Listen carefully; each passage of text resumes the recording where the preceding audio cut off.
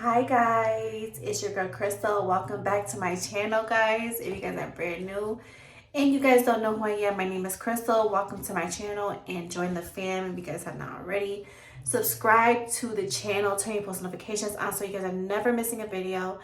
And yes guys, we are coming back with another scary video today. So this video is basically gonna be kind of disturbing. I wouldn't say disturbing, but it's gonna be kind of, yeah, it's kind of be like disturbing at the same time. But this is basically disturbing kid toys that got banned. So as you guys know, kids love toys and things like that. So my kid toy as a child was basically dolls. Me and my not dolls, like I'm talking about like Barbie dolls. So those were my main toys as a child. Me and my sisters used to play with them, dress up with them, and all that stuff. So if you guys have any favorite toys that you guys used to play with as a kid, let me know down in the comment section, and let me know what you think of this video, guys. But we're gonna get started right now, okay? Guys, we're gonna get started right now. Disturbing kid toys that got banned. Here we go. Pregnant Barbie. If you wanted to talk about a definitive girl toy throughout history, that would be Barbie. Barbie, in many ways, is the peak of what toys can be. It's a simple toy of a woman that can be dressed up and accessorized, have all kinds of add-ons and cars and houses, and playmates, and even a boyfriend who actually sticks around. And you can keep making them ad nauseum so that you can make lots and lots and lots of cash. That's exactly what Barbie has done over the years, and she's even gotten a live-action movie starring Margot Robbie. But that doesn't mean that all Barbie's designs have been winners. Oh, far from it. In 2018, a new model of Barbie would go out on the shelves, known as Pregnant Barbie. On the surface, that seems like a great idea. I mean, it could be used to teach and show that Barbie is willing to be a mother and such, but when the version actually hit the stores and parents saw how she was pregnant, well, the pictures speak volumes for themselves. They literally just opened her up, put a baby in there, and then you're supposed to undress her to get the baby out and remove the baby bump. And so you can see why parents were not exactly thrilled about it all. First off, it's creepy as all get out. And second, the fact that the children have to undress Barbie to get the baby out does not really send the best message. And there had to be better ways to show off a pregnancy than this. Talk about sending the wrong idea about how babies are born. So yes, it may not be Mattel's best work, and some could even argue that some children might ask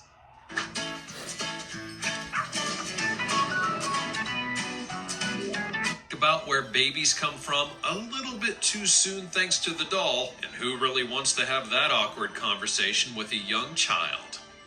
Before we go on, like this video, smash the subscribe button, and click the notification bell right now, or this centipede will crawl on your face when you're sleeping.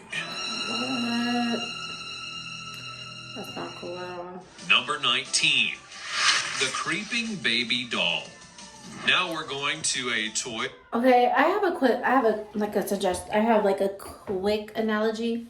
So basically with the pregnant Barbie, I feel like those were definitely sending a wrong message, especially to little kids, letting them know like where babies come from and things like that, and asking their parents where babies come from. I feel like whoever invented that was crazy to invent something like that. I do remember Pregnant Barbie because like I said, me and my sisters used to play with Barbies a lot as a kid, and dressing them up and things like that. And yes, with Pregnant Barbie, you had to take the clothes off just to get the baby out, and I feel like that was a bad message sending to little kids on knowing where babies come from at a young age, and I feel like that's not appropriate, especially for dolls like that. I'm happy that they banned that doll. Because I wouldn't want my kids playing with a Barbie doll that has a baby in their stomach, and I have young kids too, so it's like I wouldn't want to send out a message to my children knowing where babies come from, especially since my little ones don't know what that is already. They don't know what that is, so definitely wouldn't buy it for my kids at all. If they would have bring that back out, I would not buy it for my kids.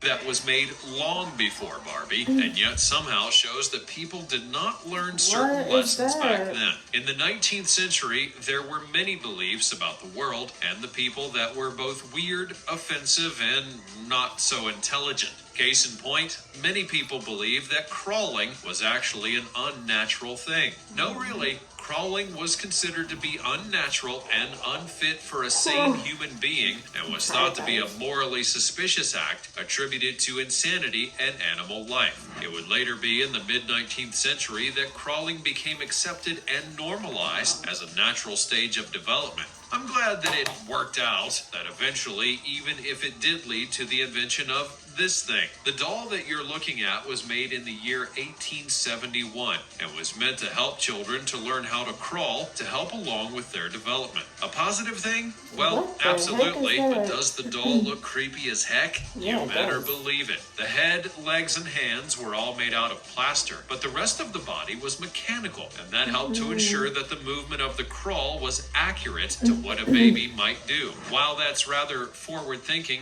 it also raises the problem of how it's really freaking ugly to look at. As such, the doll was basically banned because no child wanted to be near it. And you know that when even children are scared of a toy like this, that's a big problem. One of the ironies here is that eventually there were more visually pleasing toys that did have the ability to crawl, and children naturally took to those. Now, I'm not saying that this creeping baby doll was a bad idea, but it definitely did not have the right visuals or execution.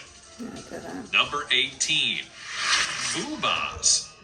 Look, I know that children's television is going to be weird sometimes, especially when it's for younger kids who can't fully understand exactly what they're seeing. That's why you have shows that feature weirdly shaped creatures as the main characters, or even shows that are based solely on song and dance in order to get kids excited. But there has to be a line, and one of those lines is the Boobas. The show would first be aired on the BBC and was made by the people who did the Teletubbies, another show that had some really weird creature designs. Anyways, the show tried to capture some of that magic, but when you look at how the Boobas appeared, you can see why they weren't exactly a big hit.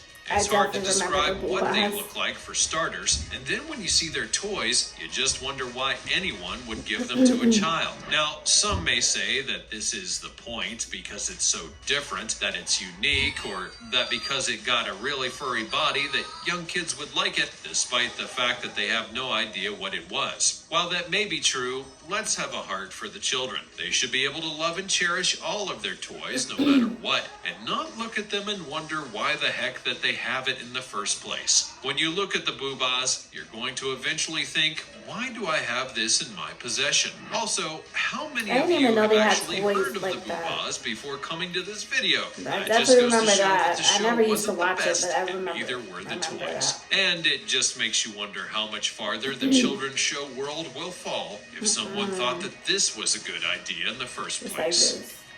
Number 17, My Cleaning Trolley. What does it take to make a truly bad children's toy?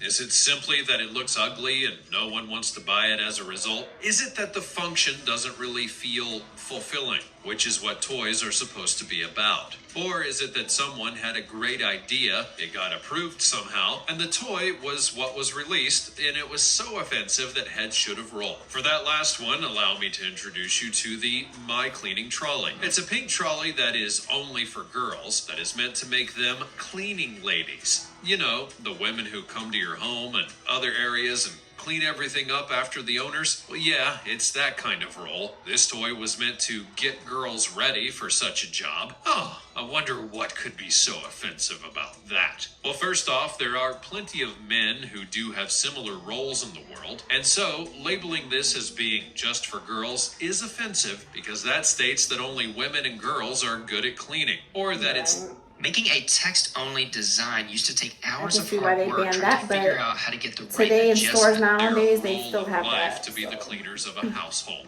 And we have long since evolved past that point, thank you very much. Secondly, why would a kid even want this kind of toy? What child goes around saying, I need a trolley so I can clean my house? Now sure, maybe someone out there wants it to be like mom and dad and try to clean up a place, but that's a fad that's going to quickly change. Unless you think that we're the only ones who think that this toy was outrageous, you would be wrong. Many people actually expressed their outrage and displeasure with the messages that this was sending, and it's much harder to get this toy anywhere now. Not really. Number 16. I wouldn't say it's hard to get this toy now, because in stores today they have the cleaning stuff and the vacuums and the brooms and whatever you want to call it. They got the trolley at Walmart right now. You can go get it right now. They have it. I wouldn't say, you know, girls and women are good for cleaning. You know, guys definitely take part in that as well. So it's, you know, men and women do it. So I don't feel like it may have gotten banned because they thought it was sending a wrong message on why women are here, and what we do is just cleaning, and that's not, I feel like that's not factual. I feel like both men and women do it, and it's a 50-50 type deal, and I don't think it's offensive at all. But people might think it's offensive because it's sending a wrong message about women. But like I said, men do it too. Men clean, so I don't think, you know, and there's toys everywhere. It's still out to this day, so I don't get what they're talking about, that it's hard to get it anywhere. But Yumi doll that cries. Before you go blowing a gasket, we know that there are various dolls out there that simulate things like crying or whining and all of that sort of thing. It's a very interesting thing for them to do, and it's something that children can relate to. Plus, if a baby doll is crying, the child will, hopefully, want to take care of it immediately so that it stops, not unlike a mother with a child. However, in Japan, they made a Yumi doll that actually cries when you inject it. That's right. What? I said inject it. It's definitely one of the more weird things that you're going to see on this list, and I'm not lying about that injection part. You actually have to inject the doll, and then it will cry. Wow. Why do they feel the need to be that complicated with the entire process? Well, nobody really knows, but it's definitely a choice that they made, and it's not hard to see why so many were fine with not buying the doll. We'll begin with the obvious point. Who would want to inject a doll with anything? It doesn't matter what it is. Who would want the ability to inject a doll with something? And why would you make a doll that cries after being injected by its owner? Yes, it does technically replicate what we sometimes have to endure when we're injected with something at the doctor, but this is a children's toy, and not everything has to be accurate to real life. Equally as important is having an extra thing like an injector. Means that the child now has something that they can hurt themselves with. They might not even know how to use it, and that could cause a whole lot of problem.